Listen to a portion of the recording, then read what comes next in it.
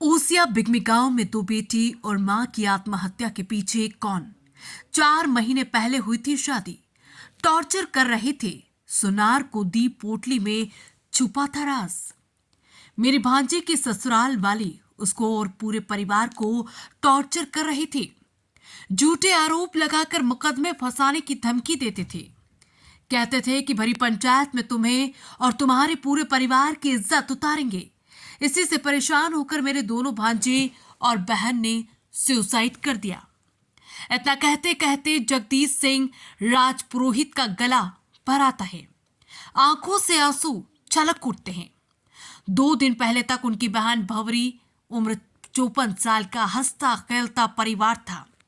जवान दो भांजे नवरत्न सिंह राजपुरोहित और प्रदीप सिंह राजपुरोहित थे।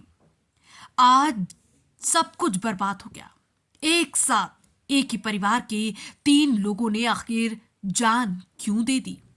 इसकी पड़ताल करने दैनिक भास्कर रिपोर्टर जोधपुर से 60 किलोमीटर दूर ओसिया स्थित बिगमी गांव पहुंचा।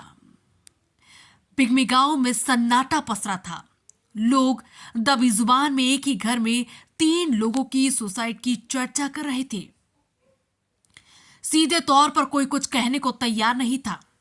10 दिसंबर को प्रदीप उम्र 24 साल, नवरत्न उम्र 27 साल और उनकी मां भवरी उम्र 54 साल ने इसी गांव में चूहे मारने की दवा खाकर सुसाइड कर लिया था। नवरत्न के चाचा राजू सिंह राजपुरोहित बताते हैं कि 4 महीने पहले ही नवरत्न की शादी हुई थी। जब से शादी हुई तभी से ससुराल वाले धमकी देते थे। पूरे परिवार को ससुराल वाले परेशान करते थे।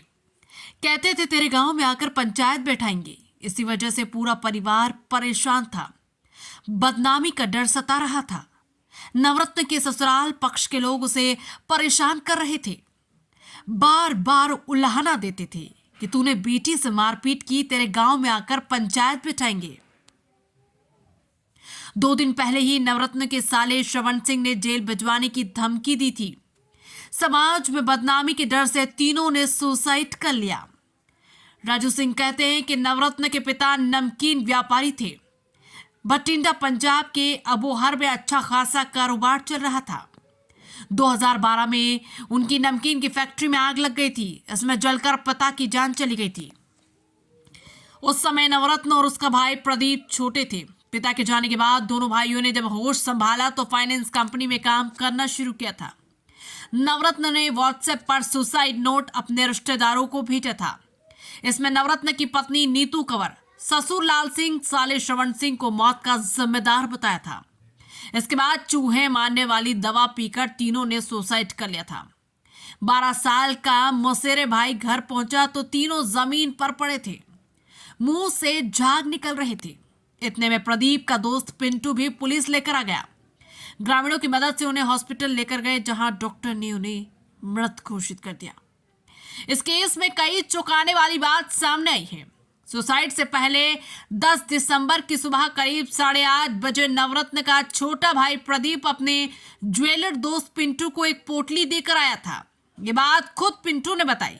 पिंटू ने बताया कि दुकान पर आकर प्रदीप ने कहा था कि ये गिफ्ट है, वो शाम को वापस आकर ले जाएगा।